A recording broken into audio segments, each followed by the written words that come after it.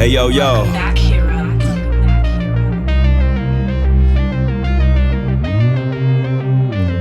Yo, check it. This my special attack, 100 swords, 100 episodes, and here's to 100 more. Who got next? Place your change on the cabinet. Air Combo University graduates juggle my enemies before tagging in the Masters Hero. Pros in action, toe tagging champions getting active. The message will always get near you.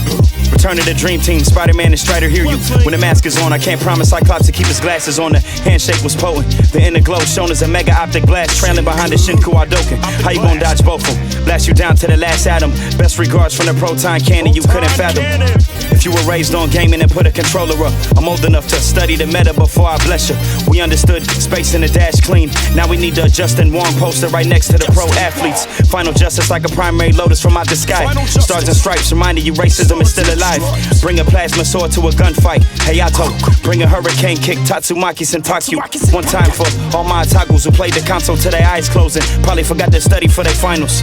Welcome to the SwordCast. SwordCast. My wordplay, my sword play when blades clash. Welcome to the SwordCast. SwordCast. My wordplay, my sword play when blades clash. Welcome to the SwordCast. SwordCast. My wordplay, my sword play when blades clash.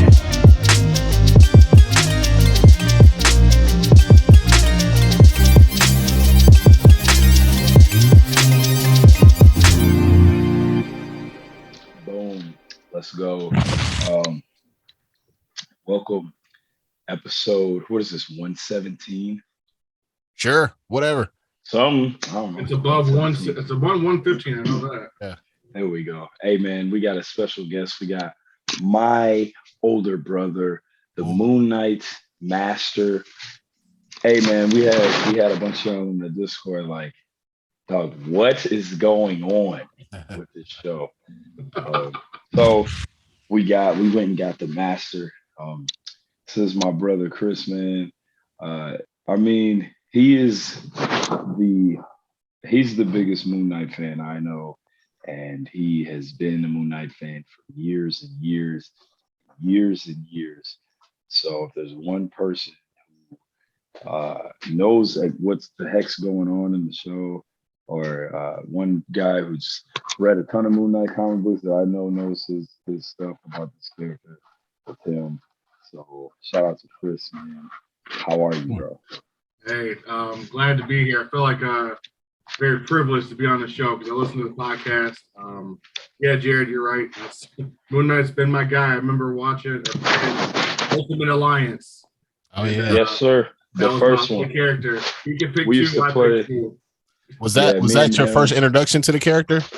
You know, and here I know this is gonna make you make the face, but I've always been a Batman fan. Yeah, no, he's a big Batman fan. But you know, he popped White. white and rich. Why don't you just fight crime effectively instead of beating up underprivileged criminals? Why don't you just invest in systemic change, please, instead of beating up? No. I want to beat up brown criminals at nighttime. No, it's not just beat up; it's beat the brakes off of them so they don't do it again. It's a lesson. Oh, okay. But Batman, I was just stealing some food from the market. My family, I got laid up. No. Right, fucking. But to answer your question, that was, I mean, I had kind of seen him, read about him here and there, but that was like you get to actually play with him, right? So that was like that first, like, man, I really like this dude. I want to start to know more about him. I think that was 17 years ago. Wow. So that's wow. What? That sounds horrible. Right. Oh my gosh, 17. Fuck.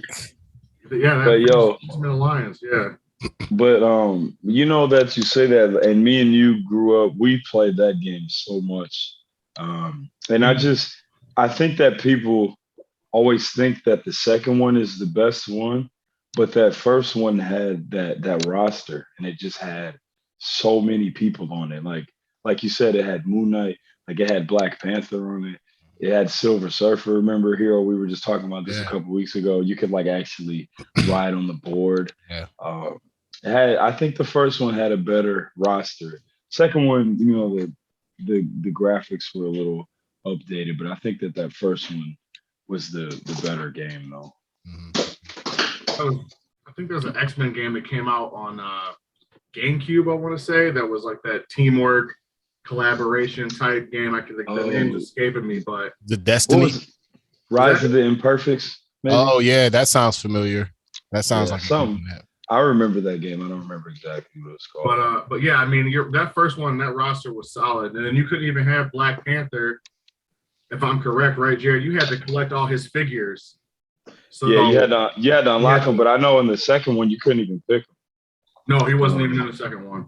Again, well, he was like a storyline character. Like I think you went to Wakanda. Yeah, you had a mission in Wakanda. I remember that. Yeah, but you couldn't like play as him. But yeah, man. Welcome to the show, man. I'm excited to get you on. I tell stories about you all the time on here. Yeah, no. I'm glad you didn't rat me out for that zombie game, bro. I really appreciate you holding that one back. That's much love, man. Hey, we always talk about like you know how sometimes you really want to like something, so you kind of in denial about it. You know what I mean? Yes. This dude rented this game that he was waiting for to come out for like 3 years, and the game was trash. bro, wait, because you can like nah. Every 90s kid had that experience, and most of us had it with the same game, and we already know that game was Shaq Fu, bro. Shaq Fu, bro. We thought that game was supposed to be so cold, dog. I remember, Shaq ran the 90s. What you mean, Shaq fighting game? Right. Of course, that shit was about to be fire. Awesome. Are you kidding me? And then that game was terrible. I remember, dog. This. I don't know if I told the full story. This what made it double trash because I was at my homie Randall's birthday party at some point in the 90s, and he got two things that we thought were about to be like game changing. He got the Shaq Fu game, and he also got that controller that you stepped in the middle and you would like. Oh my goodness, bro! And it did not work at all. And we tried to use that weak ass controller trying to play weak ass Shaq Fu and was like, oh my god, this isn't going the way that. Not only is this not fun, like I'm having a bad time. Like I'm like, it's like a net negative on me right now. So disappointed in that game. Yo, so. The way that I know you remember this, Chris. So Monty Phil was always the aunt where like everything was at her house, but you couldn't touch anything at her house. You know what I'm saying? Like, you so all go to the bathroom without getting in trouble over there. So I'm talking like plastic on the furniture. You know what I mean? Like all the family functions with all the 20 cousins, but you still can't touch anything. And there was this one room in the basement. And had a Sega in there, and that was the only place we could go. And they had Shaq Fu, man. And I just remember it was some holiday, and everybody was just waiting to get on the sticks. And I just remember after the first like 2 minutes, everybody just had that look like, bro, this game's trash. Put Mortal Kombat back in. You know what I'm saying? That game was horrible. Isn't that where we learned the blood code on 2000? Yeah, I still remember it. Do you still remember? ACABB, bro. That's that is the original blood code for Mortal Kombat. So many seminal video game moments. I remember I was at my aunt's house in Mansfield, Ohio, playing Mortal Kombat with my older cousin Maurice. And I learned I didn't actually know the blood code, but he put it in for me. And I remember that. And also later that day was the first time I learned how to do a Hadouken. And it changed, bro. It was like, dog, where's my Hadouken at? No, here we go. So like when I figured that, when I like learned the quarter circle forward punch motion, it was like game changer. What the fuck, bro? Like, yeah, because I mean, you already know Street Fighter's got some tech, you know. You gotta have good timing. You gotta. So learning that as a kid is a big. It's a That was an huge achievement unlocked early on in life, man. Yeah. And because like most kids, you're at that age. I mean, what are you, 7, 6, 7, 8 years old? Yeah. Most kids just be punching and kicking. They don't know what the fuck they're doing, but like to pull out a And they just fireball on somebody, like, bro. yo, I'm cold then now. bro, and then more importantly, know how you did it, and you can do it whenever Repeat you it. want. Yes, That's exactly. the thing I never was good at. I do it, and then it's like, how'd you do that? Oh, you know. I don't know. I know what I'm doing. I'm just pushing buttons out here. Yo, another game that I had some experiences like that where I wish that I played it when I knew more about video games. I might have to find it on the internet or something. Y'all remember that Power Rangers fighting game? I can't remember what it was called. But it was on Sega. Yes, it was on Genesis. That game was sweet, man. It was sweet. And I remember like not being that good at it because I didn't really know the moves. And I would every now and then I accidentally do something sweet and like not know what I was doing. No, we rented that game a few times. Is that the fighting game or the like? It was a fighting game. Yeah, I remember that game. Okay, really the boss you had to fight as the Megazord on the moon. That was the final boss. Yeah. And you fought though, like Goldar was in it. Mm-hmm. That was a good game. Sweet. Yeah, I remember that game.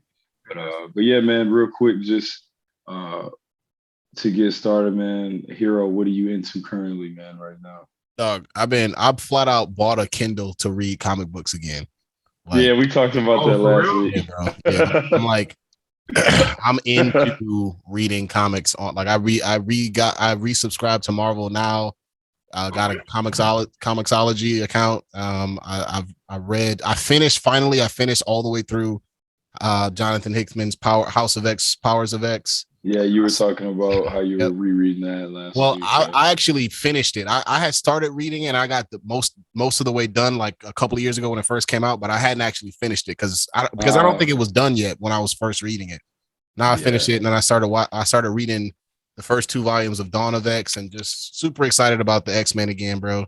Man, it's a lot going on right now. So yeah, I'm really excited about X-Men again. I'm catching up on. I'm gonna start catching up on some manga. I'm gonna finish Batuke, which is the Capoeira manga. So yeah, I'm very excited about reading comic books in general again. So same thing I was into last week. I'm just deeper into it now. That's what's up.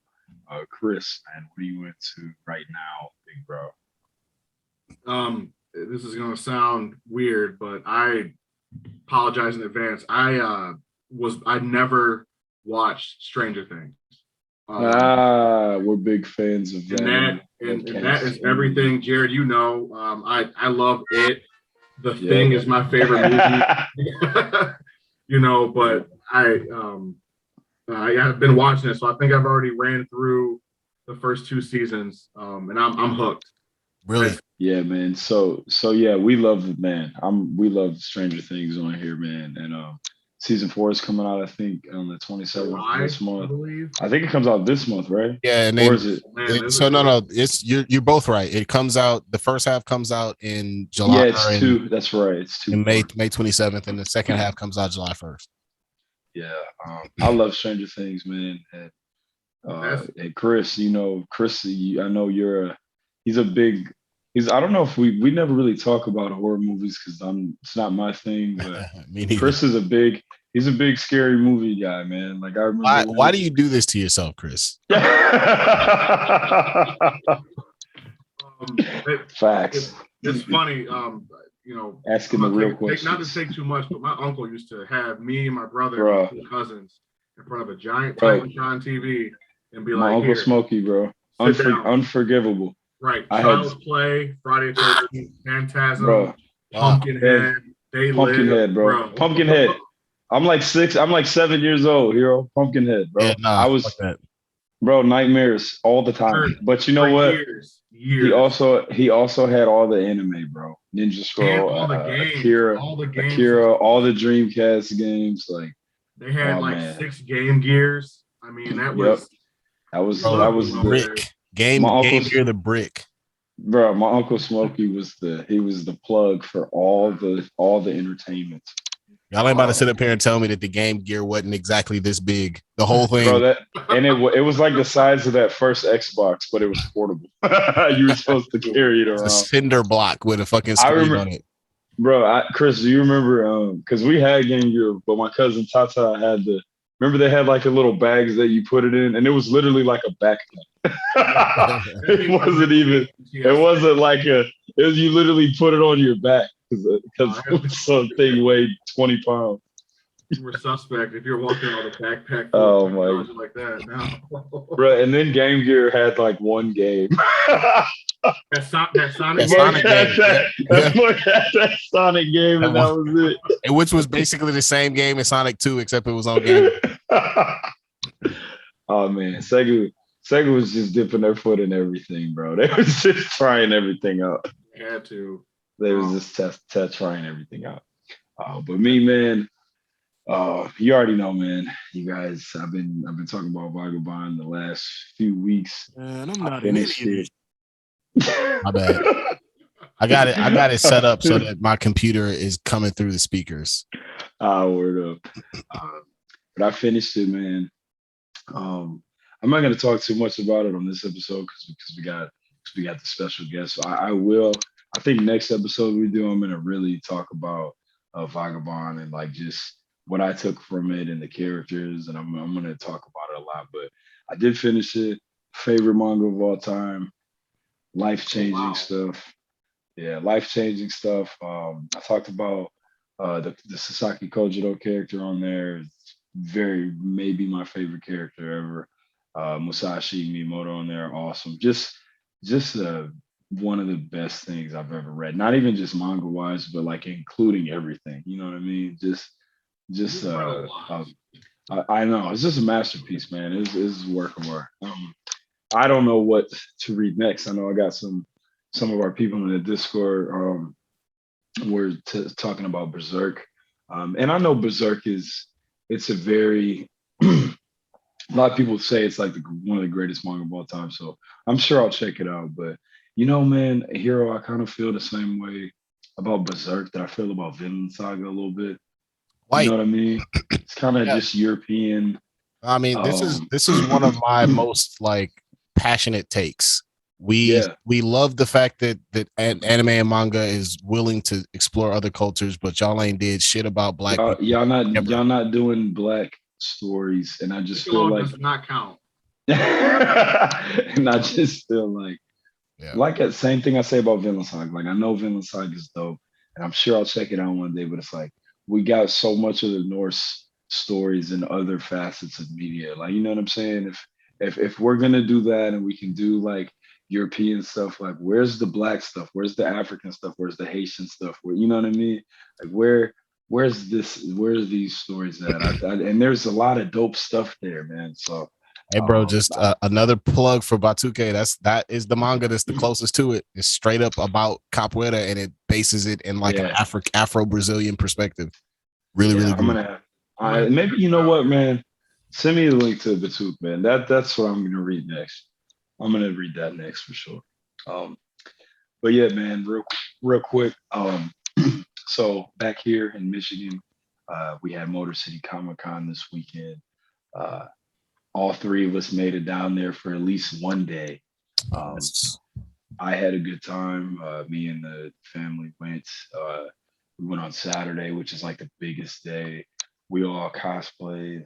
You know, I was Gojo, and Jay was Yuta from Jujutsu Kaisen, and Nova and Ash were Shinobu, and the little girl from Demon Slayer. I can't remember her name. Man, I can't think of her name either, but Nova looks just like that. But yeah, it was good, man. It was fun. So just we'll start with you, Chris, since you're the guest. What was your experience with Comic-Con? How was it? Well, we went all 3 days. We took a half day Friday. We took that as a, you know, Kana, is that her name? Kana, something like that. Go ahead, sorry. I can't think of it right now. I should know it, but no, it was great. I mean, I love going every year. You know, Jared, we got the picture of you and I, our first attempt at cosplays, right? With man, my first you were Moon Knight, bro. This is this was so. Everybody that's listening, I will post this picture in the Discord. You have to. I had sweatpants and a gray long sleeve hooded t-shirt. It was so long ago. Painted crooked on it with a black mask, and I had a giant stick. I'm surprised they let me bring it in. I spray painted it white and stained it. That was my bow staff.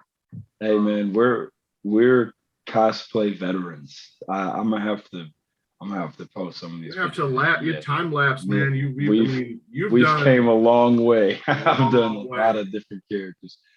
But to your question, I loved it. Me and my girlfriend Amanda went Friday. We used that as a comic day.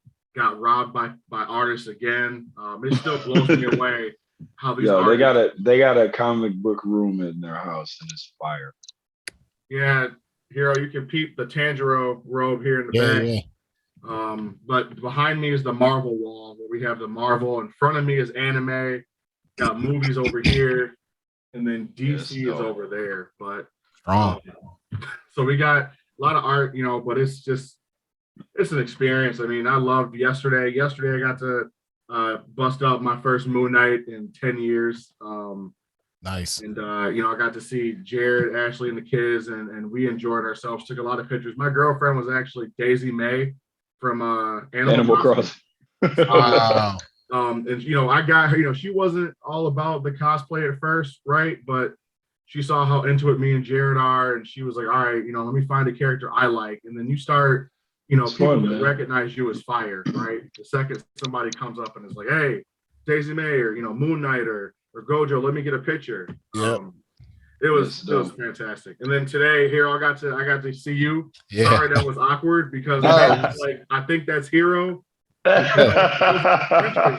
We were in the I was looking down. I was I was on a mission, and I'll talk about it in a second. I was on a mission for a very specific thing, and I just walked right past. I didn't even see him. I love the fact that y'all ran into each other without me there. She was like, "Is that Hir-O?" And I'm like, "No." You know what? Hold on. Yeah. Hir-O. And he turned around. I was like, "Oh, there he is." I was like, "Who the fuck is who could possibly know me here? Like, what is going on?" That's hilarious. That was cool. The Ric Flair robe turn around. He's like, "I figured that had to have been Chris." But today was good too. Actually, Jared, I forget the artist's name. He's the dude that has like the biggest wall there. And I already know who you're talking about. I have a lot of his. The guy with the afro. Yeah, I already have a ton of his art in my house. So when I walked up to his table just to check what he had, he's like, "Man, he goes, I've seen the Mr. Knight, the all white." Yeah. He goes, and nobody had the black outfit. And he goes, and you have the black Moon Knight. He goes, usually this painting is this price. I'm gonna give you a discount just because you're wearing my outfit. So yeah, and you know what's dope about that guy is, and because he's been there every year since I started going, so I have accumulated a lot of his artwork over the years. He actually brings a printer, bro. He's the only artist I've ever seen there that has. So when you flip through his book, if he doesn't have it, he can print it for you, and you can come back and get it. That's what I'm saying. He's and I'm sure the printer costs thousands of dollars. You know what I'm saying? But he's making that on a Friday or Saturday. Yeah, he's the only artist I've ever seen printer. And also, man, sidebar, dude, I would love to see Edmund get a table at one of these Comic Cons and sell some of his art, because I think he would make a killing. His art is so good, and it's like unique too. Nothing like it. There's nothing like it out there, dude. I told you I have about doing it. I never really brung it up to him before. No, he's never done a con this big, but he's done stuff like this before. As a matter of fact, he came to Detroit and he had something. I'm sure he's probably listening right now. And it was this thing. But he came to Detroit and had a gallery, and he was selling art there. There's a picture on Instagram of him of when he came. This was maybe 4 years ago. I'm gonna have to check it out. But I would love for Edmund to get a table in Artist Alley at Comic Con. And dude, I just think he would. I think he would kill it. I think he might kill it. I love supporting the artists because clearly There were some good black artists there too this year, man. There was a black dome picture that I'm still mad I didn't get. I saw that. It was two girls, man. Their art was crazy. Fire. Absolutely. It was so good. There's a dude who straight up like tracked me down from last time I was here, who like, recognized me. I forget his name. Let me find it. Let me give him. I mean, I don't know that he listens to the podcast, but y'all go ahead. Jerry, you go ahead, and I'm gonna find so I can shout him out. Yeah, but yeah, man, it was good. I had fun too. This particular trip was all about Jay wanting to blow his birthday money, so he was kind of hunting down all these figures that he wanted, and he got everything that he wanted. I picked up a couple pieces of art, man. I got a Gojo art painting. It's fire.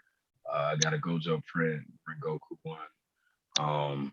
So yeah, it was fun. I think that it was. I think, man, I feel like Saturday it was so many people there, and like Chris, when me and you first started going, like it's becoming such a big thing now. Remember we bought weekend passes for $30, bro, and the tickets used to be cheap too. Like you could get the whole 3-day pass for like $25. Now it's like $100. You want to go? Yeah. That's crazy. So I found my man. It doesn't give me his full name, but his Instagram is Ray Comics, RAE Comics. Okay. And he's like a black comic book artist and does like Marvel style like storytelling with like all black characters. And he's from Grand. You know what I think? Now, but he's from I saw this. I think I saw this guy. Yeah, light skinned dude, bald headed. Yeah. Okay, yeah. And his like flagship comic is called Okamus, and he's got a new one called Joystick Angels, which is a fire title. That's such a dope title. That sounds sweet. Yeah, and it's like Star Trek, but with like young black, like it's like a space opera type joint. Which is right up my alley. Jared, did I send you the picture of the Harriet Tubman Demon Slayer comic that I picked up? Yes. Dog, we talked about it, and somebody else did it because we didn't do it. So now it's been done. Bro, we talked about that shit on the pod. Like I was like, that shit actually is. It's like I think somebody mentioned it as a joke, and I was like, no, that's a thing that is real life. And I straight up saw it today at Comic-Con. He was right across from the guy that I'm talking about. Okay. Yeah, I ended up getting it. I was like, let me get the first one. I have his card. I'm like, I'm just gonna treat it like I'm gonna order the number 2. Yeah. I was gonna buy the book, but I wanted the whole experience of reading it, having to wait for it, order it from him. So hey man, why are we not making anime like that, bro? You know what I'm saying? Come on. That would be awesome. Catcher Freeman, we don't know what store was real. Catcher Freeman, dog. That episode came on like a month ago. I still am just like, man, I miss the Boondocks. So I went today. I was supposed to go on Saturday, but I was super busy with a whole bunch of other shit. So I didn't have time to cosplay or anything. But when I go there, if I'm not cosplaying, I'm always on a mission for 90s X-Men figures. I was looking for any well, specifically I was because I missed my 90s Toy Biz X-Men action figures have the best packaging of all time. Yes. Last time I missed an opportunity to get my favorite 90s Iceman, dog. Bro, that Iceman is so fire, bro. And it was there, and I didn't get it. For some reason, I didn't get it. I don't know what the fuck I was thinking. Maybe I thought it was gonna be easy to find. So I was specifically looking at that. I couldn't find it. But I did. No, bro. Anything Marvel now is so hard. I'm glad you found something. I did find the Gambit, bro. It's not Toy Biz, it's Hasbro, but it's still fire. They were taxing on this motherfucker though. This shit cost $35. JV, man, I'm telling you, bro. Wait a minute, bro. What the fuck? Bro, this shit cost $12 in 1997. I remember. Not anymore, bro. Matter of fact, no, bro. Matter of fact, it was like $5.99. Bro, all action figures used to be $5.99. Yeah, it was either $5.99 or $7.99 if they were a little bit bigger at KB Toys. Yep, bro. KB Toys had the 10-inch. They had the 10-inch X-Men joints. And maybe the 10-inch might be like 12, but if you got like the 4 to 5-inch, $5.99, no doubt. Every time. Like, what is this? Now, this shit costs like 7 times more. Absolutely, man. Some of them are even more. Somebody's basement, I guess. Hey, man. Some of them are even more now too. But that's dope, man. That's like the funnest part of 6 times. Some asshole. You didn't do math right. Hey, somebody was going crazy when you said look at this. These black niggas don't even know how to do math. All right. 6 times 6 is 36. My bad. I tutor men on Tuesdays if anybody needs help. But yo, man. So I was talking about how I think that Tanjiro from Demon Slayer is one of the most popular cosplay characters that I've ever seen.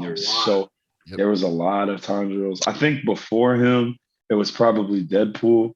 I used to see tons of Deadpools, like all types of different kinds, like funny ones and serious ones, and the one from the movie and the X. You know what I'm saying? Like I used to see a lot of Deadpools.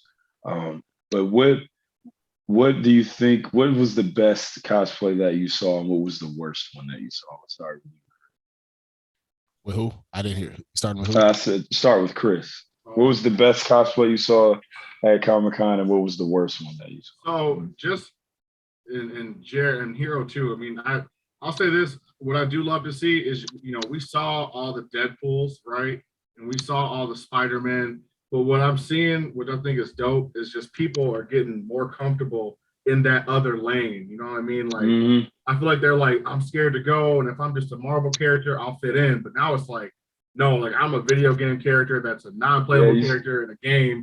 I played in the 80s, you know what I mean? But Tanjiro is a lot. All of Demon Slayer was there. I have a hard time saying who the worst is. Jared Bizarro. Yeah, that's kind of messed up. I'll say this. I think one of the best ones. That's tough. There was, Hir-O. I have a picture. There was a Gambit and a Rogue that was there. Yep, I saw them. The Gambit dude is fire. He was there. He's always there. I think he was there. I thought that was real good. You already know I'm a sucker for a 90s Rob Liefeld face plate. That's my favorite feature of like a superhero costume. Bro, that fucking side faceplate, bro. I love it.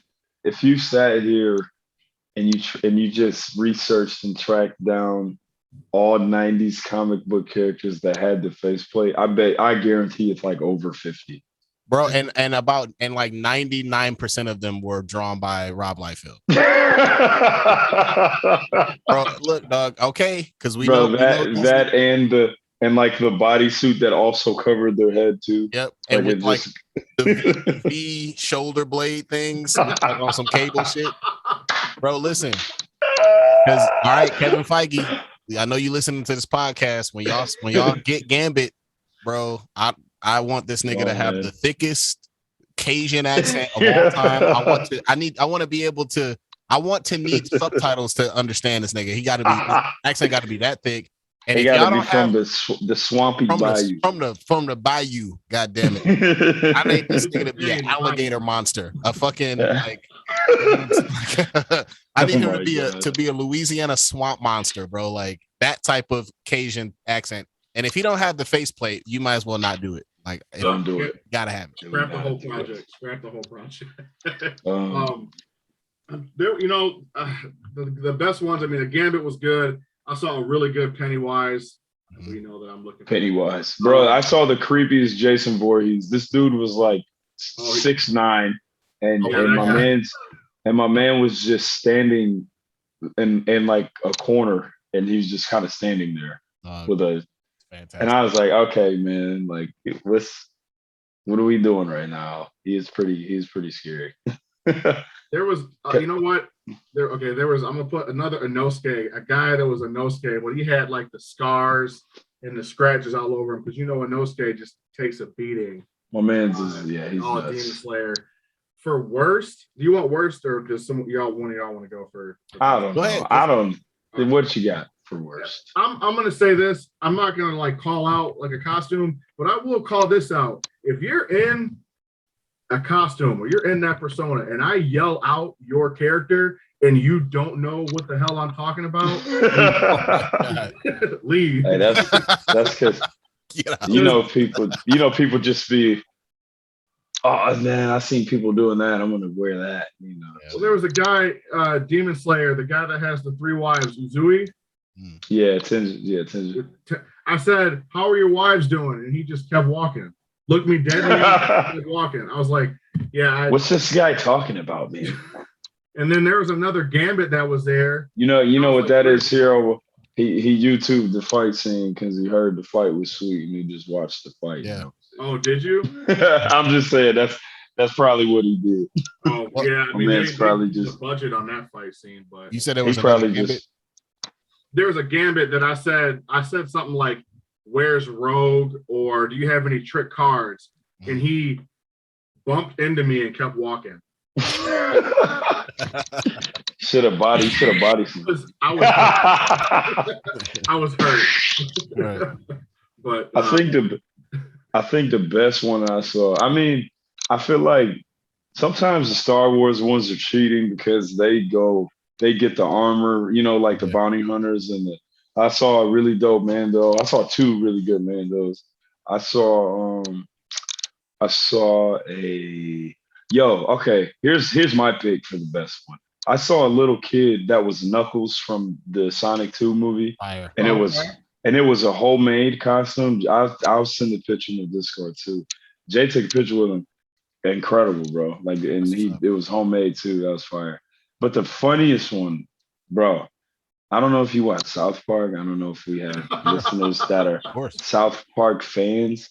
There's an episode of South Park where the unquestionably funniest South Park character is Randy Marsh.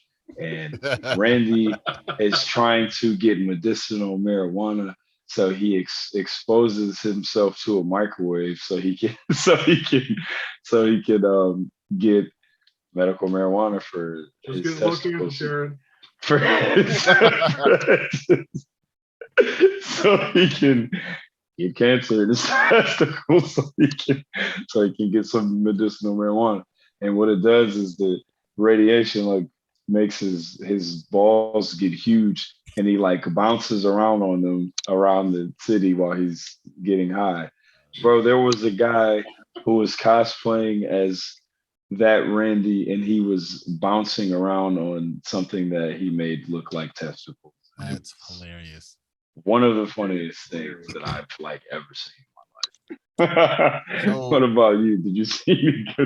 Yeah. I was there the same day, and I wonder if you saw this guy, Chris. I have an answer for the most overrated. I didn't see it as much this year, but before the pandemic, bro, definitely Todoroki was super overdone.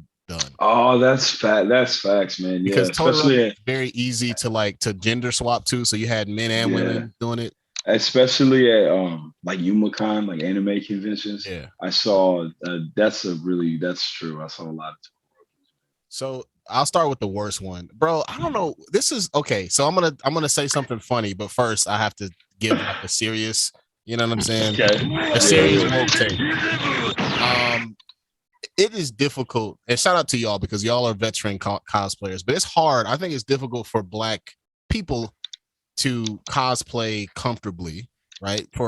Obviously because of the racist shit and the Hinata isn't Black, that whole thing. Yeah, she's gonna be Black today, god damn it. Right. But yeah, but just to piggyback off of that just real quick, that's one of the main reasons why I don't do wigs, because I'm nah, bro, I'm Black and I'm being this character and I'm just using my hair, and that's okay. Because my hair is cool. You know what I'm saying? Yeah, for sure. Both for having real nice hair, because I might have my work. I'm not trying to, ruin the vibe, but yeah. But I like your hair. If you have something you can let me know. That's why for me it was really dope to do the Killmonger cosplay, because that was fire. I had the hair to match naturally. You know what I'm saying? Yeah. But it's sure, hard to man. find characters like that. What's that? Is that picture posted? I'd love to see that. Yeah, I posted. That'd be a cold. I'll post it, bro. First of all, he did it. Why aren't you in the Discord, bro? What's the problem? You need to be in the Discord, man. I don't have the Discord, so I need I'll that information. Oh, bro, we got to make that happen. Like, we got to get you in there, man. I talk about you all the time. I'll post it. I will. I'll send it to you. It's it was cool. I've been missing out because I keep hearing y'all talk about it, and I'm like, I was only on Discord for Pokemon. It's a great community of people, and they're hilarious. A lot of hilarious people in there. Man, so anyways, like it's difficult to find characters to cosplay comfortably that don't end up looking stupid for one, and like you don't have to risk the backlash of if you try to race swap or gender swap a character. It's just and the reason why is because there aren't that many popular accessible black characters. There just need to be more of them. You know what I mean? Right. And the reason why, I mean, white folks want to get mad at black people for race swapping is because there aren't that many black characters. So like we want to cosplay too. Like we deserve to be a part of that community as well. And so like, sure, it'd be easier to cosplay as Storm or like Black Panther, Static Shock, right? But there's like 11 of them. There's like, you know what I'm saying? I mean, there's obviously more than that, but like popular characters that permeate the pop culture scene, it's not that many. So, anyways, there's always, and I don't want to judge these young men because they just doing it, they having a good time, but like y'all niggas look stupid sometimes, bro. Like, there's always a ashy ass Goku with a stupid wig, a black Goku with like a dollar store like Halloween costume and this ridiculous fake wig. And I'm like, dog, why your fans let you go out like that? You look like a fucking clown, bro. Like, it looks so bad, dog. Stop, bro. Oh god. Always the ashy Goku, bro. Like, hey, that's the name of you named the episode. Ashy Goku. No, the best one, Chris. I wonder if you saw it, bro. It was so his cosplay was so cold that I straight up like got nervous. I was about to ask him. That's like in the anime when a strong character you could sit separate. Yeah, dog. And I was like, bro, I saw him. Vegeta. Right, bro. Right, and then proceed. He'll kill us all. That nigga was so shook when he showed up. Bro, Dad, get up. What are you doing? Right, hey, yo, he was so dog. Hey, what did Piccolo say? Piccolo was so mad at dog. Are you kidding me? You coward, bro. Like, you just gonna roll over and let that we haven't even fought yet. You about to just roll over and let this nigga destroy us? You stay here while the real fighters go. Dog, Piccolo punked his ass so bad, bro.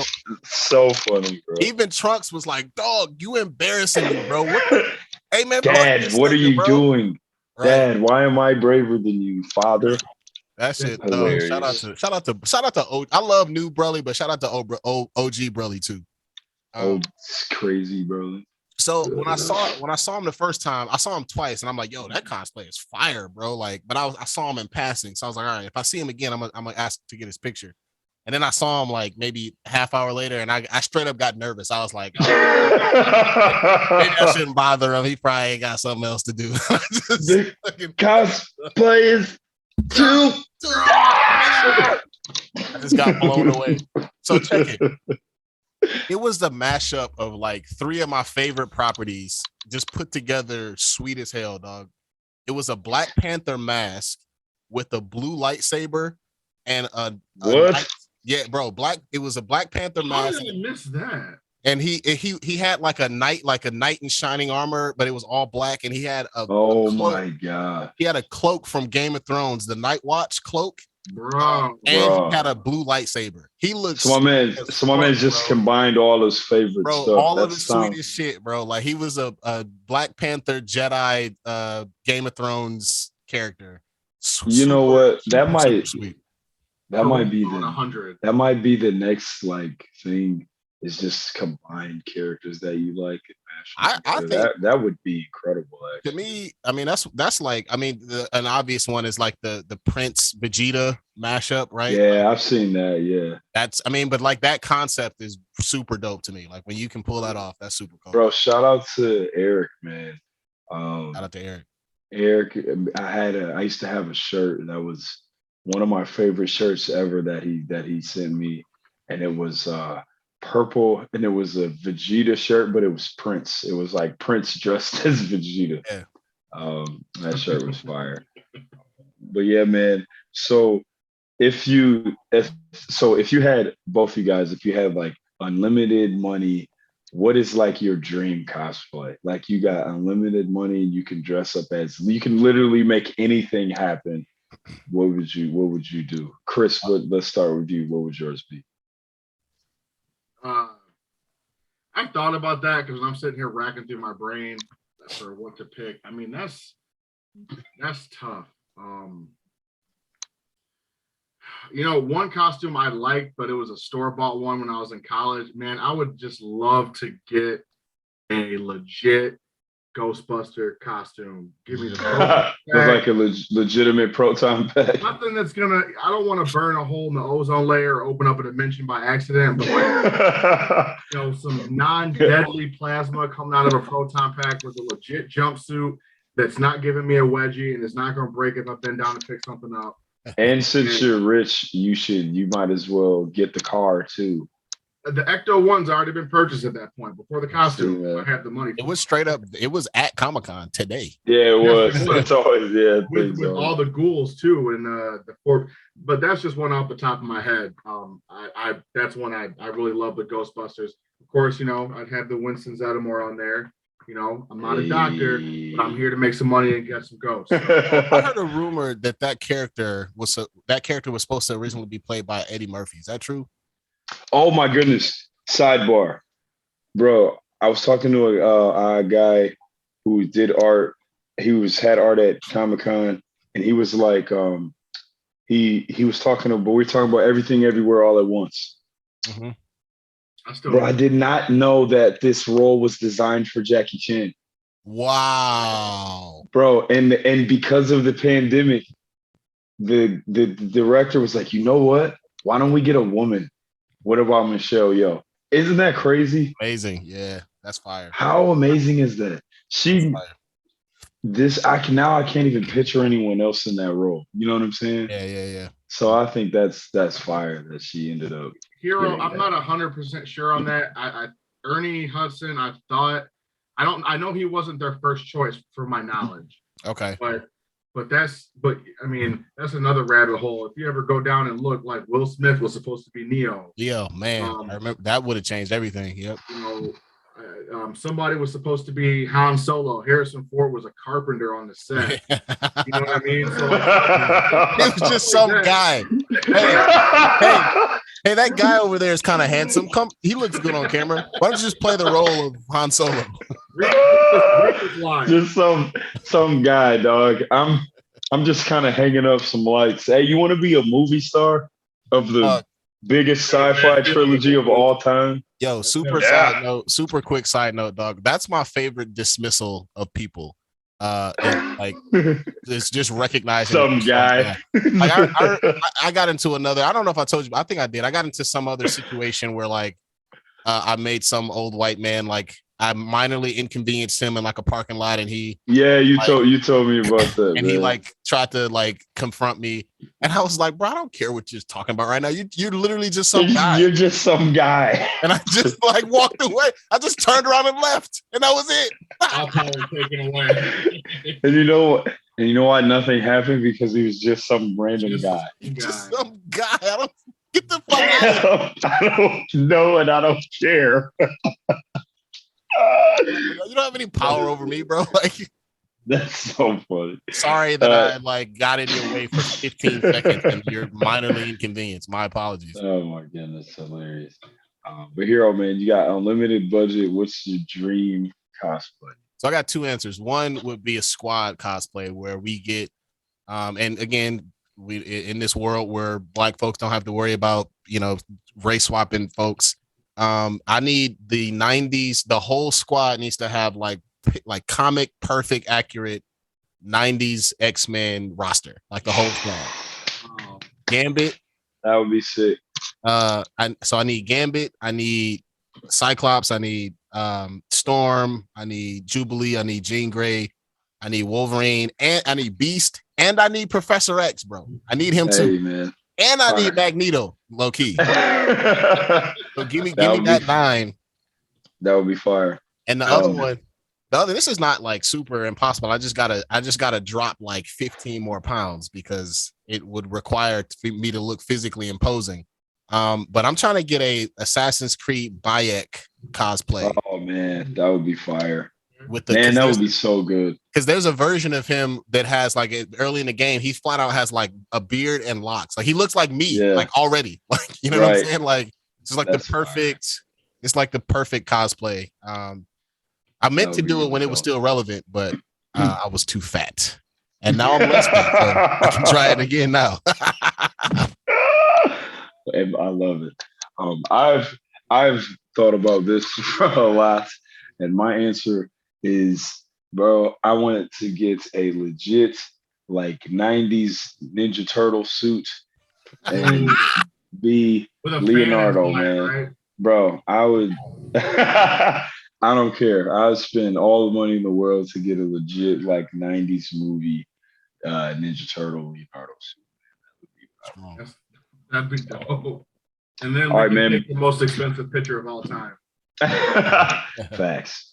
All right, man. But before we get into this top 5, I want to know for the both of you. I think the answer is yes. But now, finally, has your favorite comic book character, superhero, have they had a live action version? And how did you feel about it when you first saw it? So start with you. Real quick before we do that, I want to make sure we don't forget about the whole reason why we have Chris on the podcast. Oh my gosh, did I really miss that? Whoops. Hey, sorry about that. I missed the entire point of this episode on accident. We didn't talk about Moon Knight last week because we were waiting to get the master on. So Chris, we got you on here, man. Just go the last 2 episodes of the show, right? The 6th episode and the 5th episode. How did you, first of all, I want to know how you feel about the show in general, but then just give us like your thoughts on how you felt about the last 2 episodes. Okay, so I could do this for hours, I feel like, but I will try to keep this as concise as I can. First of all, shout out to Oscar Isaac. He's kind of the best actor ever. I think. Oh my God. Wait! Breaking news, dog. I just checked the score of this fucking Dallas Phoenix game, bro. Sure. Nigga, the fucking Dallas Mavericks are up by 30. Dog, in game 7? Game 7, up by 30. 30. Hey, you know what though, bro? You know what? You want my honest opinion about this, man? Phoenix, as a Warriors fan, Phoenix scares me a lot more than Dallas does. Yeah. That's how I feel. I would much rather play Dallas. It's not even close. That's actually crazy. I'm actually kind of happy about that. What's that? How much does Doncic got right now? 30 piece? Doncic got 27, 9, and 3. And Spencer Dinwiddie got 21. He's been balling. Oh my God. What happened, bro? The highest scoring, they got 27 points at half. The highest scoring Maverick has 5 points at the half. This is a worst Phoenix player. Sorry, yeah. The worst the highest scoring Phoenix player has fucking Jay Crowder got 5 points, bro. This has to be the worst game meltdown. 7. Yeah, for sure. It's an all-time great meltdown, bro. They're the one. They're the 1-2, aren't they? Are they the 1 in the West? Yeah, I think they. That's crazy. That's crazy, bro. Okay, my bad. But that's disappointing. But go ahead, Chris. Yeah. Like I said, I think he did an amazing job as Moon Knight because there's so many. First of all, I'm still upset it was only 6 episodes. I'm gonna watch all 6 episodes one day and just convince myself it's a movie, and then say that. But in terms of how much they had to unpack, with Mark Spector, Stephen Grant, and as we saw, spoiler, Jake Lockley, the last 5 episodes, or last 2 episodes, there is one of the newer run of the comics is actually Mark trying to break out of an asylum, but he's not sure if he's in an asylum. He's in a pyramid that's, there's Egyptian, like those jackals and everything. They're trying to keep him there because Khonshu is kind of a jackass, is just basically making him, he's stranded there and he can't get out. So I like the psych ward piece that the last 2 episodes had. They did, and I'm sure you both noticed, Jake Lockley's been here, I think, since day 1. Oh, psych ward. Well, I mean, since the first yeah. I feel like he's been there, but obviously he wants real to quick. Go ahead. Because I don't know if you remember, but I texted you after the first episode, I think. The mirror. And I said, there's 3. I said, well, I think there's 3 guys. Like, who's the third one? And then you told me, obviously, that it was this dude said it was Jake Lockley after the first episode. You know what I'm saying? So that's just. Was it Jake Lockley, the one that was? We were made to think that it was Mark Spector that was doing all the killing in that first episode, but you think it was Jake? I think it was Jake because Mark has the blood on his hands still, but Jake was taking it too far. Yeah. And that's what they're portraying right at the end, because Khonshu said, or Stephen Grant, hey, we made a deal. You got to release us. And he's like, that's fine, but I still got Jake.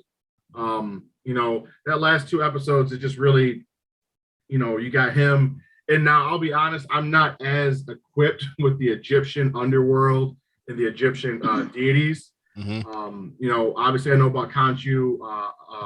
Amit was the big, villain besides Hir-O, but taking them down because he was, when he got shot, I'm like, he can't be dead, because technically, if Mark's soul belongs to Khonshu, then he, what I mean? So he's going to be stuck in like a limbo. Yeah, and I like how they put that piece. Huh? The Duat is what they called it. Oh, is that what it is? Okay. Yeah, which is also interesting because in Assassin's Creed with Bayek, who is Egyptian. Is that what it was?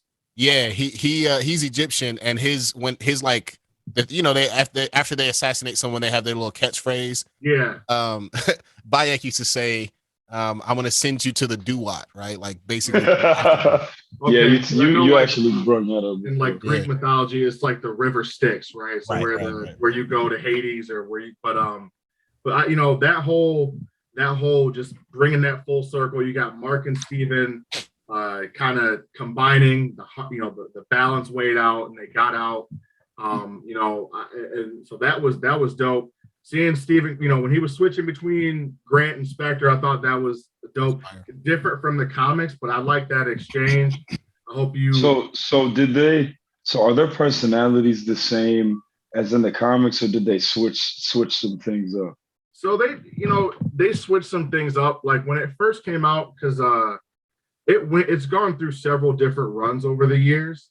But when it first came out, it was essentially Stephen Grant is actually like the billionaire, like that Bruce Wayne persona. That's what you were telling me. Because as a mercenary, right, they were taking those artifacts and those treasures, and then the Stephen Grant persona would sell them. So Mark Spector would essentially get them. Stephen Grant would sell them. Jake Lockley was like the low life cab driver to get so he could get the beat on the street, like where criminals are. So Jake Lockley was always had the potential to be like the darker part. But they're working together though.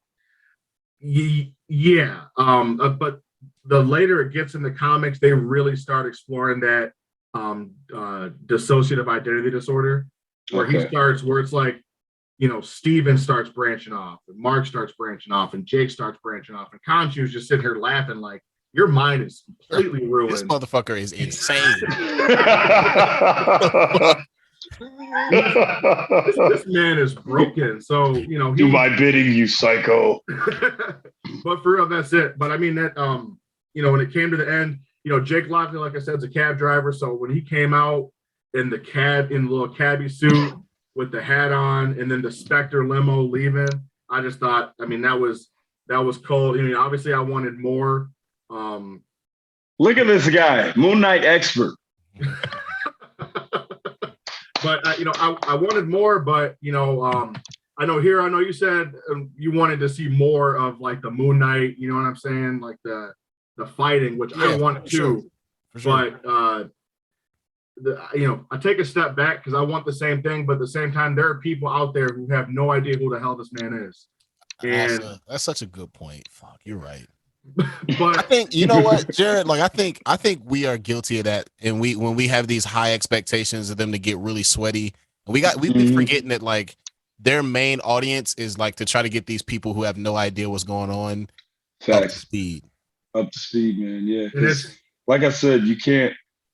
It's almost like pro wrestling, bro. Right? Like on the bigger scale, like WWE. You know what I'm saying? Like there's people who crave like the pro wrestling part of it, but they're like the bigger audience is the people who are just kind of like tuning in to watch it for a second. You gotta get those people. That's what they're worried about. You know what I'm saying?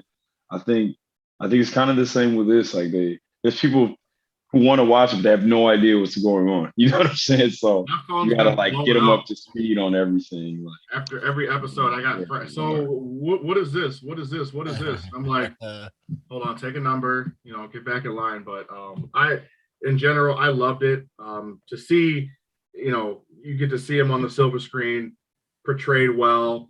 They dealt with his issues. They resolved them to an extent. They showed that Mark Spector's got hands. They gave Stephen Grant some hands in the last episode. He was batoning the hell out of those zealots for Hir-O. But yeah, I mean, without me writing you guys Emily Dickinson novel, it was great. I love it. So is there going to be a season 2? Man, I don't know. I mean, I've or do you think he'll pop up in a movie? I was talking to the guy at Comic-Con today, the guy that gave me the picture for a discount. He brought up a good point.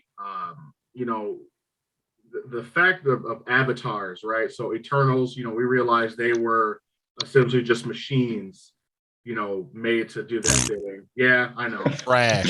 I hated that. I like the movie, but I hated that change. Hated it. Boom, boom, boom, boom. Yeah.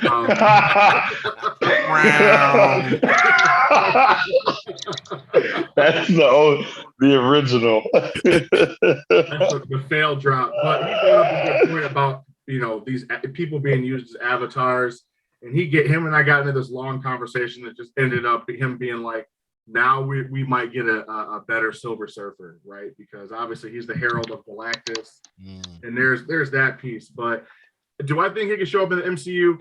There's absolutely, I hope. I mean, he had Oscar Isaac even teased that he'd love, he would like to be an Avenger, but his dream would to be a Midnight Suns movie. So you've got Blade, Ghost Rider, Moon Knight, like Doctor Strange, that darker side of Marvel.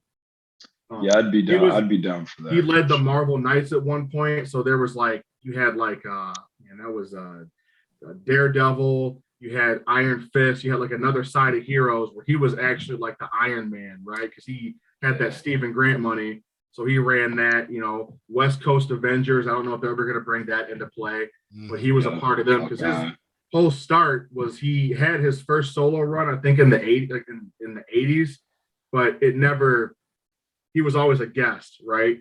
His first appearance was in 75, so he was a guest in a lot of team ups. So he could be anywhere in the MCU, but I hope they bring him back, and I hope Oscar Isaac's got to do it. Quick update. The Phoenix Suns are now down 41 points. Oh my gosh. What is this? Is an all-time great. Over there. Hey, Monty Williams got Coach of the Year too. They might have to holler at him. Bro, Chris Paul, I turned around on Chris Paul. Like I like wanted to see him like save his legacy, but this hurts, dog. Yeah, you already know people are waiting to. Yeah, they about to. Oh, they're waiting to trash him. Unfortunately, that stinks, man. Yeah, that sucks, bro. But you know, it happens. But yeah, man, that's dope, man. All right, thank you for giving us your Moon Knight expertise. So, like we always do on this show, out of on a scale of 1 to 10, what would you give the Moon Knight show? Okay, so also there's no I was gonna say there's no shame in giving your something you love a 10. We do all the time. I mean, I'm gonna be honest. It's not IGN. Yeah, 7 only. 7 or 7.5, and you go straight to hell. 7.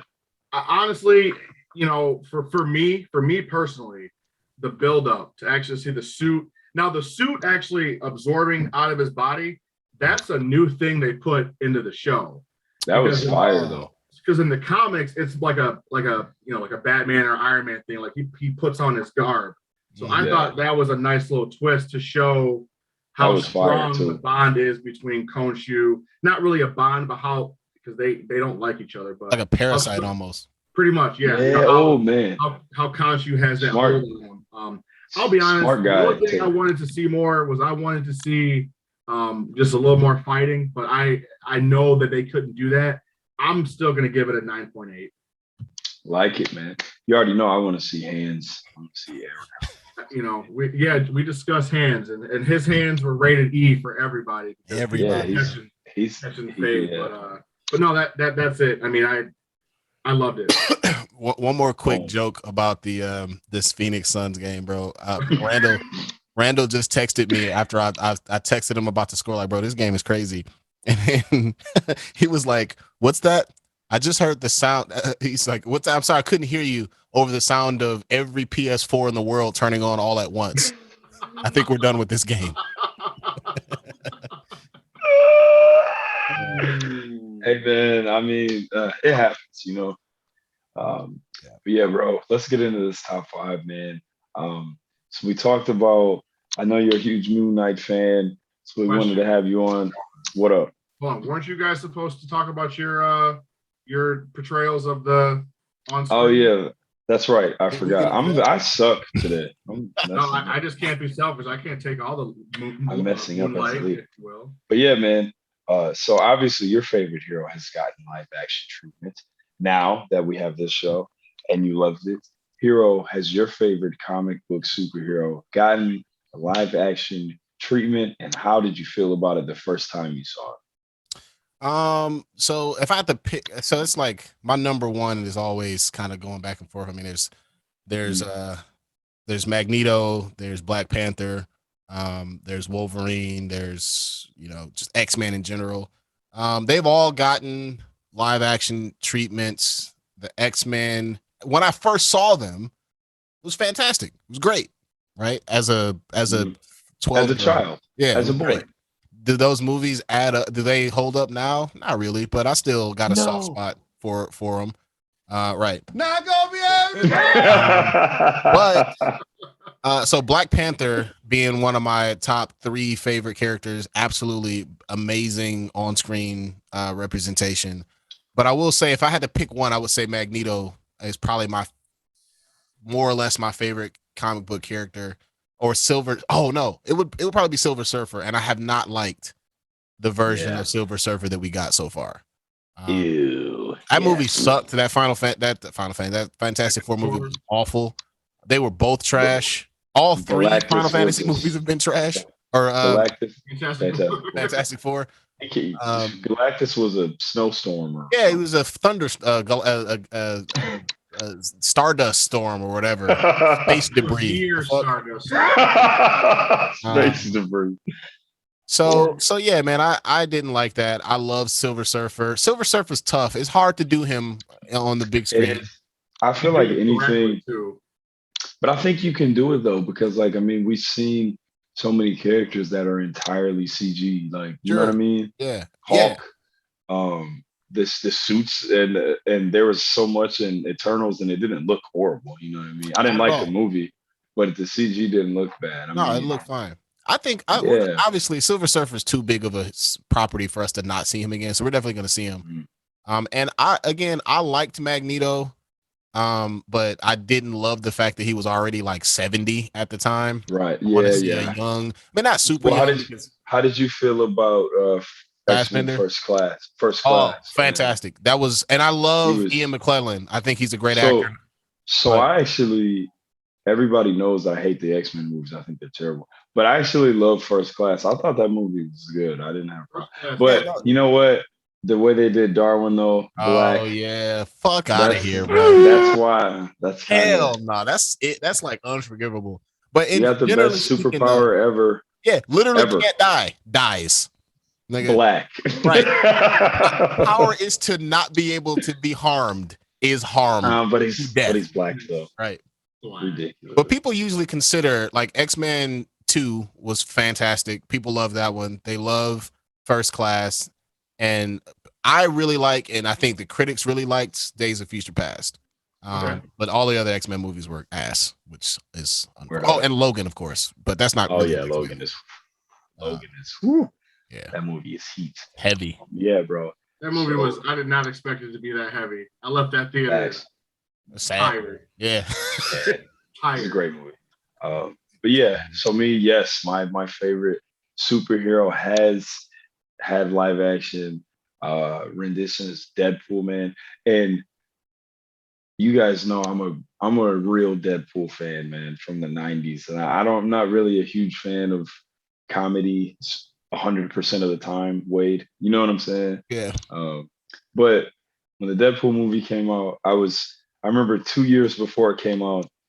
Shout out to my homie Randall, man. I have not talked to this dude in a minute, but he used to always send me he would go to San Diego Comic-Con every year, and he would always go into the little like he was always he had a pass, so he would always be in the rooms where they're like be showing the like the trailers and stuff, and it's my homie Damian Randall, and Damian he sent me this test footage. Remember, I don't know if you remember that test footage leaked for the Deadpool movie? Yeah. And he sent me it on, it was blurry, but he said, bro, you're not gonna believe this. They're gonna make a Deadpool movie and it sounds like Ryan Reynolds. And I was like, what? And he was like, I'm gonna try to get you this video. He's like, I'm not supposed to bring my phone in here, but I'm gonna try to see this video. But this dude records it, sends it to me, and I was like freaking out. And I was like, dog, they're not about to really do this. Like, you know what I'm saying? Bro, they made this Deadpool movie. And I told you, bro, even to this day, this is the only movie that I've ever watched twice in a row. Like, I literally went to see it, and then I took Ash home, and then I came right back to the movies and saw it. I remember you text me when you were doing that. And I remember the dude next to me was like, man, I'm so excited for this. I've been waiting for a Deadpool movie for years. And I was like, bro, it's fire, 10 out of 10. And the dude goes, what? And I was like, I just saw it. He's like, you're seeing it again? I'm like, yeah. So I love the Deadpool movie, and I loved everything about it, man. It was dope. So I was very pleased with that. But let's go, man. Top 5 of the day. Okay, we just talked about some of our favorite. We talked about our favorites, so now let's hear your top 5 favorite live action superhero treatments. So not a movie, but a character that you just really loved and you think that they just nailed live action wise. Let's start with the guests. Chris, what you got? I wish I need to start just mentally having lists prepared, because man, you gotta guess what you do.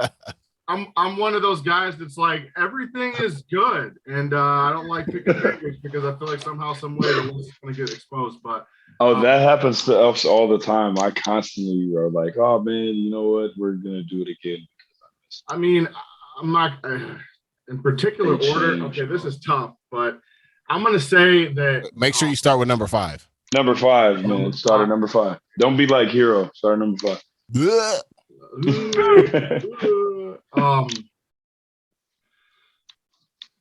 Number 5, I'm gonna go off the head. I'm gonna go Blade. Oh, great. That whenever that movie comes on, I don't turn it off.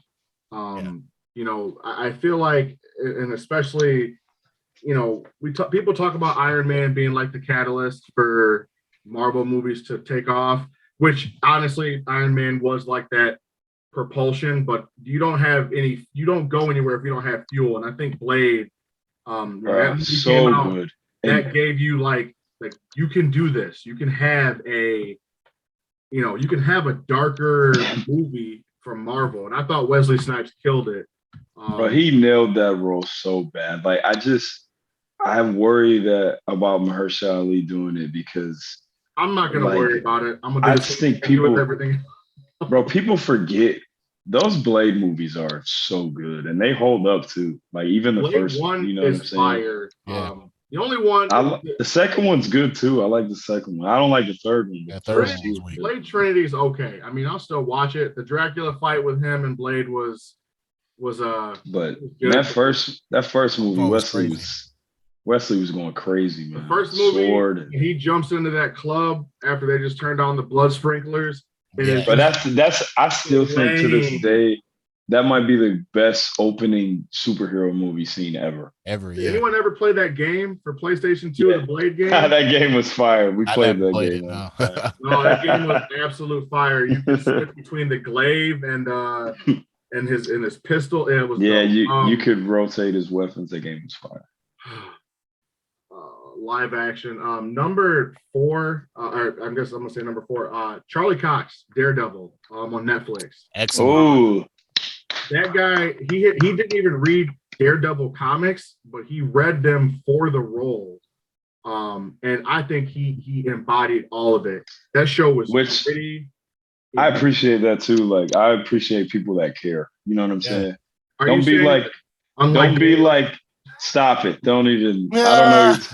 I don't know you're what talking happened? about. Who's the other person in that in the Defenders? There's nobody. What do you mean? Okay. It's only Charlie Cox and that's it. Okay. There is no other characters in that universe. Go ahead, man. That's a really good one though. Cage wasn't bad. He was Charlie Cox. I thought did really. He was just cringy. He did that dab in that episode. Oh my god, that was pretty bad. We won't talk about that. Oh goodness. But Charlie Cox, you know, the fighting, the choreography. I mean, he was that whole entire show. He was throwing hands, and then even when he was getting chopped up by the hand, he was still out there. Yeah, he man, you got some. Those are good picks. He really nailed that. He really did. Nailed that. This is gonna number 3. This is gonna get me probably hit. Hear me out. So I really enjoyed Robert Pattinson's Batman. I really did. He was dope for a couple of reasons. So I love that movie, I like bro. Christian Bale's Bat. I love this pick. You got some good picks, man. I like Christian Bale as Batman. I thought he did the brooding, the fighting, the Bane breaking his back. All that was accurate. I love those 3 movies. But what you don't see in the Batman movies, and this is again showing, sorry, Hir-O, and Jared, that I'm a fan of Batman, is the one element they keep leaving out is that they call him in the comic books the world's greatest detective. Yes. Right. Yes. So not that it's not always him cracking somebody's skull, but like in that movie, so many elements I liked. I mean, he was figuring out these puzzles, right? He's going through his transgressions in his mind. You actually see him vulnerable. He hasn't, you see his Bruce Wayne persona is nowhere near developed. He's still a whiny teenager sitting in his house, because Bruce Wayne is swanky. He's out here. He's trying to figure out everything. He wants to stay home and just figure stuff out. He mentions when Alfred's in the bed, hurt from the explosion. He's like, they allude to his training he's undergone. He's like, I thought I got that stuff out of my head through my training. And he just, it was a raw version of Batman because that was only year 2. I loved it. I loved the fact that he was like making mistakes and he was like and he was falling. You know what I'm saying? And Bro, I felt like he fell off of every building in Gotham in that movie, bro. bro, I loved it. I thought it was amazing. Like this is totally what it would be like if you've only been Batman for like 2 years. So also, you know Chris, you know, full disclosure, I used to be a huge Batman fan. It's just that once I got activated, I had trouble. Just kind of rich and white. You know what I Kind mean? of white and rich. Don't get me wrong. Your points about it are 100% valid, and it bugs the hell out of me too. Just, you know, it's one of those things. Like, I think the first comic book me and Jared got was from my uncle Alan. It was a Daredevil comic. So Daredevil will always be. He might not be in a list all the time, but like Matt Murdock is my dude, and Sure. Bruce Wayne is. I remember, Jared, you went to Europe and you brought me back a French Batman comic. French Batman comic. Yeah. You know, but that's my number 3. Number 2 for me is, I mean, okay, first of all, I think I know what it is. Go ahead. I'm all right. So I'm gonna say it's a tie between T'Challa and I'd say Captain America. I knew it. That's what I was gonna say, Cap. That's what I was gonna say. Because I'm a big Cap fan. You know, it's funny when you watch Not Another Teen Movie and then you watch Avengers right afterwards. And you're like, man, Chris Evans had a glow up, and you can't forget about him being the Human Torch. You know, so I'll just start with my half truth here. So Cap, I thought he did such a good job. I mean, he embodied the role. He was naive, you know, he was ready to scrap, and he was a tactician. Black Panther, he's so good in the Avengers movie. On another level, you know what I'm saying? Instead of seeing, you know, a black person be a drug dealer, being struggling, you know, rich, having all the, no, we get a king. He's not a, he is the king of Wakanda. And that movie just rich loved it. King. Technologically advanced, the most advanced society the world has ever seen is an African place, right? So I thought, rest in peace, Chadwick Boseman. We did not get to see his full. Still doesn't even seem like it happened. It really doesn't. But I'd say, you know, those are, I tie those for number 2. You know, honorable mention to Thor, because I'm a huge Greek, Norse, and Celtic mythology guy, and to see the God of Thunder come out and do his thing was dope. And I think, for the sake of me being in this costume, I think my number 1 is going to have to be Moon Knight. Let's get it. Oscar Isaac. I'm not going to talk too much more about it, but this guy played 3 different roles, and you would have never thought there was never any. He snapped from Mark to Steven to Mark like it was nothing. And I got to see the suit. I got to see him fighting. I got to see Khonshu being a dick. It was. I told you, Oscar Isaac like the best actor ever.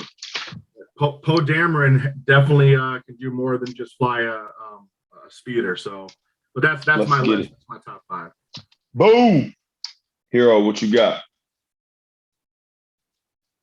Hir-O.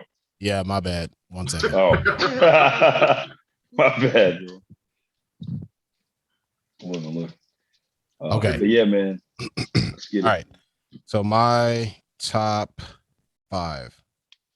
All right. So we're talking live action, not necessarily a full movie, but just live action renditions. This is, I think my number 5 is like my favorite pick, if that makes any sense. It's not my, it's my favorite. You know what? That's funny because I think that my number 5 is my favorite pick. Yeah. So I'm interested to see if we have the same one. And and it's pretty obscure. So if we do, I'm gonna lose my mind. This one is, it's not one that, I'll just say it's not in the MCU or it's not in the DCEU, but it's still a comic book character nonetheless. Bro, I think we're gonna have the same one, dog. Hold on, bro. What is it? Okay. So I am gonna go with the rendition of, I could just pick one, but I'm gonna pick all of the Ninja Turtles in the 1990s. Oh, so good. Okay, that's not what I was gonna say. Okay, so we're good. But yeah, I'm gonna go with the live action rendition of the Ninja Turtles in 1990, specifically the 1990 movie. Specifically, I like the second one. I like the Secret of the Ooze, but the first one was just like that's one of my favorite movies of all time. It's great. I would like to throw this out there. Parents ruined the 90s Ninja Turtles movies because they didn't want them using their weapons. Fucking so annoying. Right, man. So yeah, there's that, and also the fact that like it is darker, it's very close to the original X-Men comic book. Yes. Just fantastic, man. Like one of my favorite renditions. And I was watching the 90s cartoon at the time, and I liked it because I was a kid. It obviously doesn't hold up, but like it was this movie that was like, all right, I fuck with these turtles heavy. Like, yeah, that's like sure, man. You already know 90s turtles in the 2012 cartoon. Yep. Those are my two favorite, and I love me some Ninja Turtles, man. So I'm curious to see what your number 5 is going to be. Okay, so we'll get there.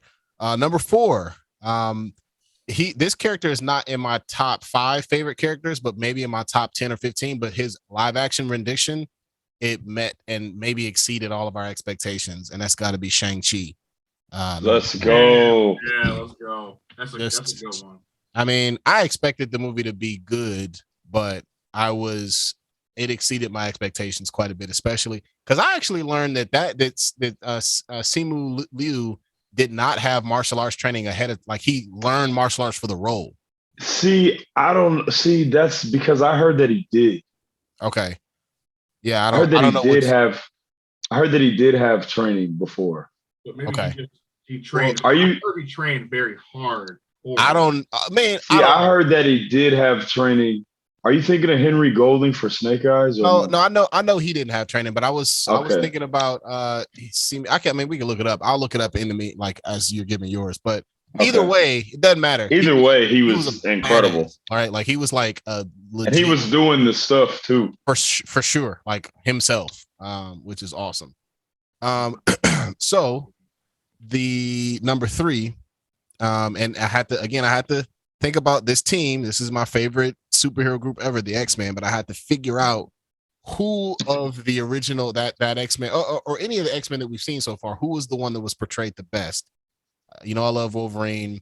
I grew to love Hugh Jackman in that role, but it's not the most comic accurate version. Bro, hold on. If you about to, okay, you scaring me. I don't think that I'm about to. I think this will probably be different. This answer, maybe we'll see. I was thinking about Cyclops, a lot of people talk about Cyclops as a cop, but bro, I'm telling you, the comic book version of Cyclops, like in the last 10 years, is straight up, bro. Like Marcus Garvey, because he finally saw the way. Yeah, bro. He was like, "Oh, hey, Xavier, you soft, nigga." Yeah, bro.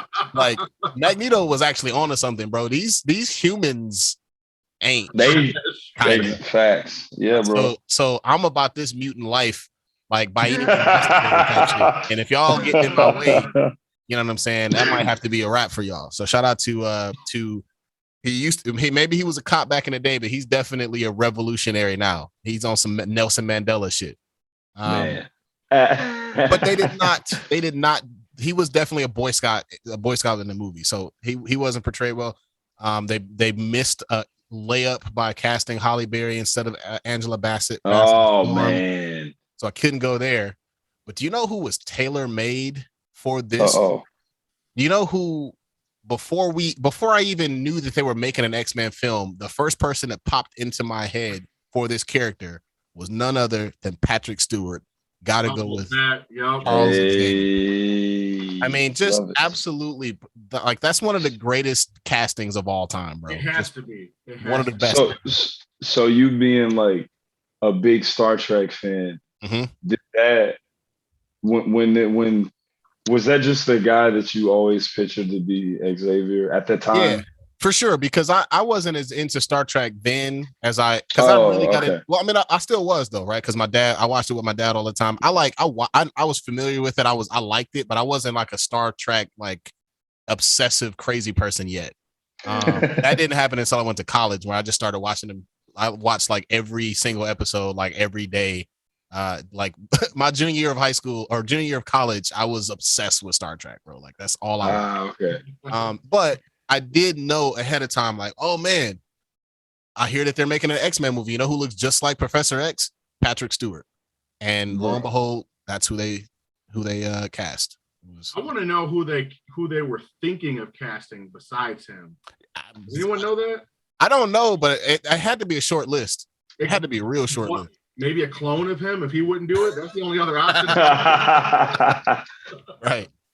All right. So my number 2, and again, huge fan of this character as well. But boy, did they knock it out of the park with Deadpool, man. Like, yes, sir. Just absolutely brilliant.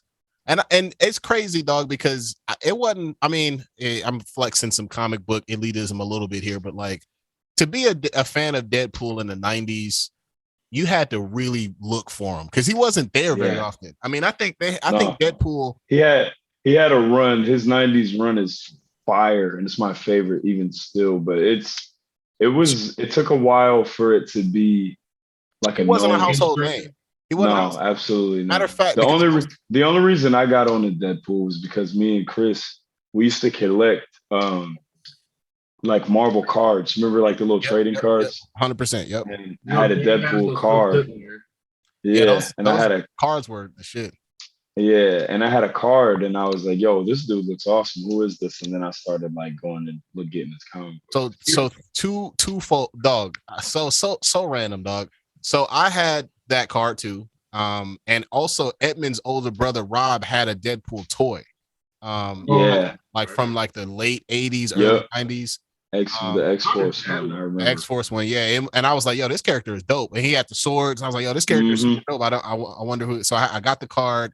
And then he actually makes a super brief appearance in the X-Men animated cartoon. Bro, he does when Morph is turning into all the people. Turning into he turns into Deadpool for turns into Deadpool for like 7 frames. And I'm like, that's that guy. I remember him.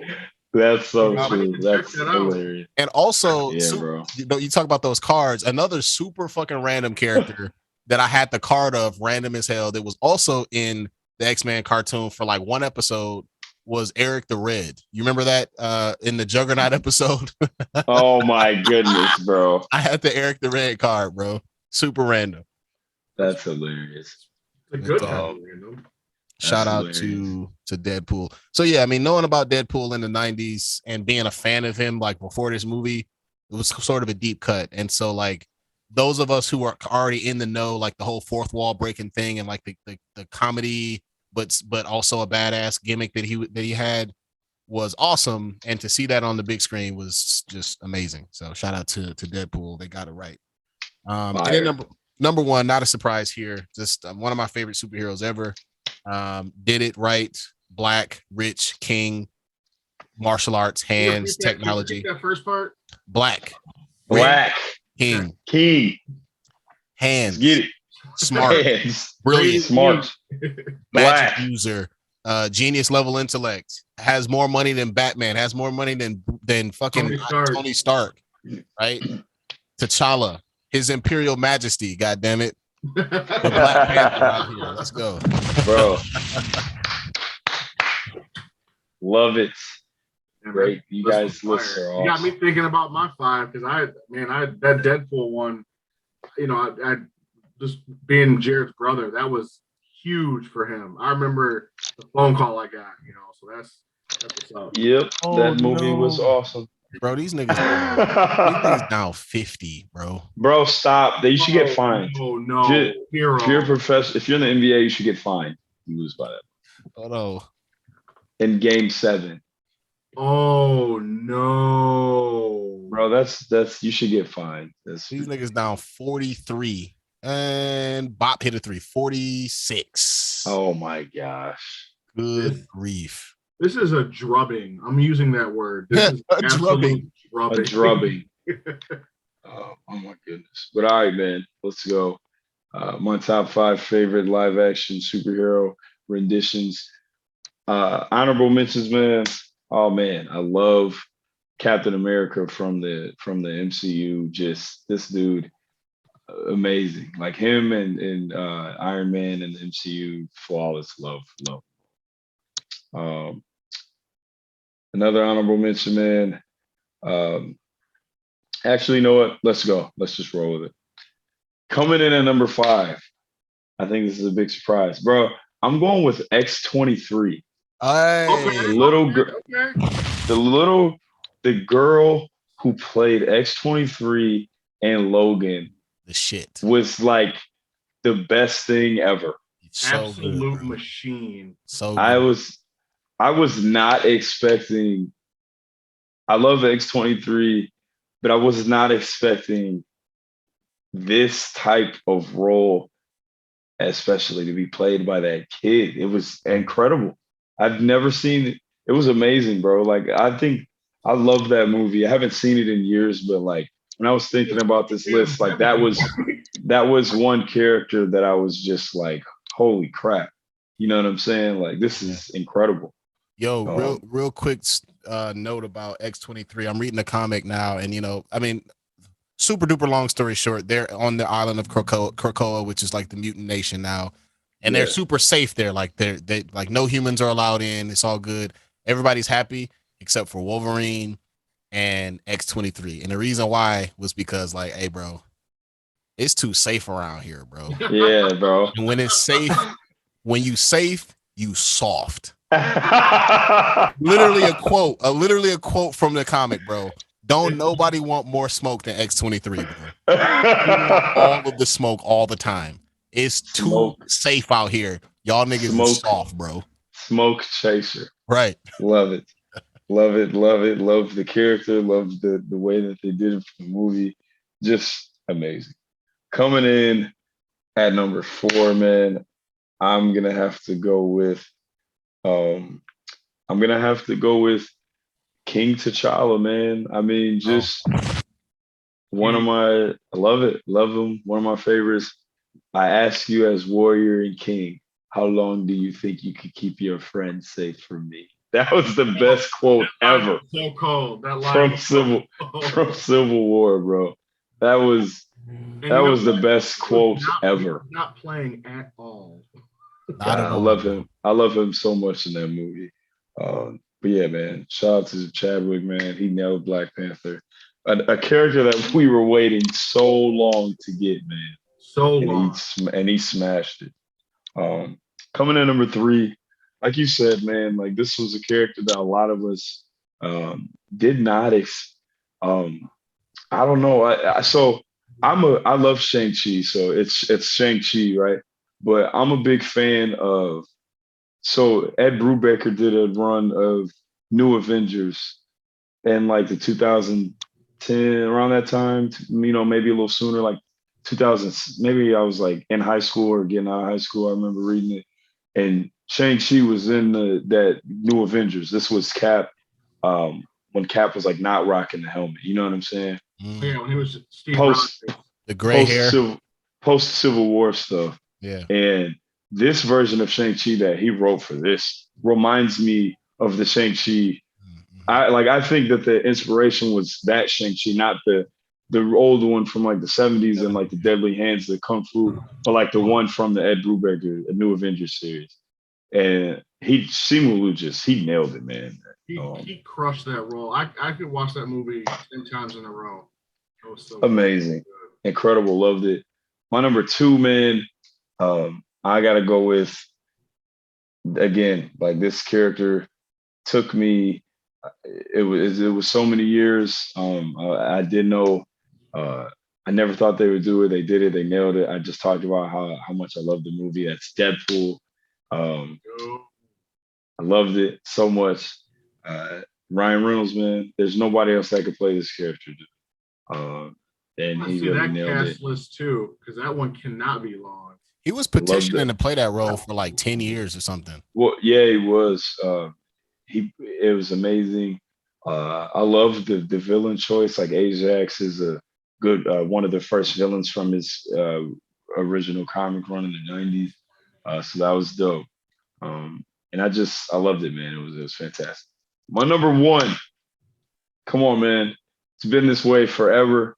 Even right now, it blows my mind. It's 2022, bro. This movie came out in 1990, Let's and go. they still have not done a better version of the Ninja Turtles, bro, since 1990. My number one is all the Turtles from the 1990 Ninja Turtles movie, bro. It was dark. They were funny. They had suits on. It wasn't CGI. They were everybody under those suits was super legit. You know what I'm saying? Yep. Super legit martial artists. Chris Kasama from Bro, WMCA Masters. Ernie Reyes was in there. Just oh my goodness. Like I love this movie, but just this version of the Turtles, man, like even right now, bro, they still have not topped that. You know what I'm saying? That's crazy. That's crazy to me. They still haven't topped it. And that's my number one. Love it, man. Ninja Turtles from 1990. That's my list. Honorable mention to Blade. Shout out to Blade. I love Blade. Love all the Blade movies. But I'm happy with this list. Number 5, X-23. Number 4, T'Challa. Number 3, Shang-Chi. Number 2, Deadpool. Number 1, all 4 of the Turtles from 1990. I have a honorable mention. I just want to throw this out there. Go ahead. What you got? I in the Marvel and DC stuff I dive in. You go Batman, but I like the dark heroes of DC. Mm-hmm. I thought Constantine was actually a good movie. Yeah. The series on TV didn't work. It wasn't that good, but I thought Keanu Reeves' Constantine was dope. And I know I'll never see it, but if they could get an Etrigan appearance somewhere, that would be dope. Yeah. He's in. Have you watched any Young Justice?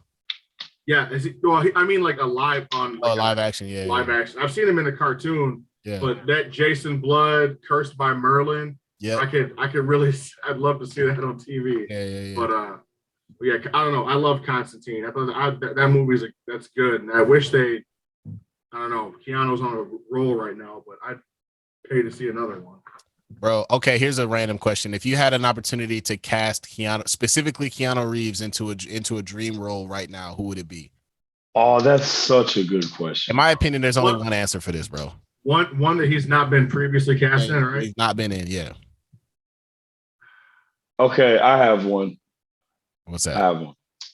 I would say Stick from Daredevil. And like a live action Daredevil movie, like The Master. Oh, damn. Yeah. Okay. Yep. What do you think, Chris? Live action for Keanu? I can't. Besides Constantine, I'm trying to think. Oh, I have another good one. Go ahead. I have another good one. I want to hear yours, Hir-O, because it might spark my ideas. All right, bro. To me, this is the only answer, dog. We're going out of the world of comics and into the world of Star Wars. You have to. You have to cast him as Darth Revan, bro. Let's go. You have to, bro. That would be perfect. Have you seen like the fan made picture of him in that costume? Awesome. Yo. Okay, so awesome, gotta be Revan. I didn't know that we were doing that, but yes, that's the one. There's Revan, no better answer. Jared, I'm willing to bet we're thinking of the same one. No, mine's pretty sweaty. I don't think we're thinking the same one. Go ahead, though. What's yours? It's not Samurai Jack? No. Yo, that's fire, though. That's kind of fire, though. That's kind of fire. Super fire. I love that. I wouldn't mind that. I love that. Yo, because he is, I mean, you were stretching a little bit, but he is like a quarter Japanese. I'm giving him a little bit of a pass. Yeah. But I wouldn't mind that. No, I like Keanu in those roles. Like, I like him in, bro, he's in this movie called Man of Tai Chi. Man of Tai Chi, yep. And I like him in that. He's a villain in that movie too. But I was gonna say, we got to get another shot at Iron Fist, right? Mm-hmm. So Iron Fist, we need somebody to play Danny Rand. But there's a really dope story, man, about an Iron Fist. All of the Iron Fists die at age 33, like all of them. And Danny Rand, and then one of the Iron Fist runs, he can't figure out why they all die at age 33, and he's turning 33. So he tries. So there's only one Iron Fist that didn't die at age 33, and his name's Orson Welles, I think. or something like that. I Orson can't really remember Welles, his name. Something like that. the famous actor. Oh, maybe that's not it. Something Wells. I don't remember. Anyway, but Wells. Is it Bonzi Wells? Bonzi Wells is a basketball player. We're out here shooting air balls. Right. But I can what is it? I cannot remember his name. I think it's Orson something, but I don't remember his name. Anyway, I think it would be dope if Keanu played that role of that Iron Fist, and then Danny Rand's got to seek out this guy who used to be Iron Fist to figure out why he didn't die at age 33. I think he would be dope in a role like that. Orson yeah, Randall. man. Orson Randall, that's what it was. Orson Randall. Thank you. Yeah. He got a gun. Yeah, bro. He was out here. He got a strap. he got a strap. He was like we just called it like 5 different things. Yeah, he was like able to channel his Iron Fist energy into like different stuff. Rounds. Into that fang. Into the blicky, dog. But all right, man. Episode 117. But there is no better role than Darth Revan for Keanu, man. Are you kidding me? I'll put my vote there if it makes that sense. Would be incredible. Episode 117 in the books. Chris, man, big bro, love you. Thank you for coming on. The Moon Knight talk was awesome. I'm glad to be here. Hopefully I can become an expert on something else, because anytime you guys make the call, I'd love to join. I appreciate it. I'm gonna send you the Discord link. Yeah. I'm gonna send you one when we get out of here. I need that. But, all right, y'all. Yes, sir. Appreciate both of you. Keep doing your thing, and thanks for having me. Yeah, bro. Thanks for tuning in. Episode 117 in the books. Next episode will be another definitive top 10. I will send it to you guys after you check this episode out. Peace. Adios.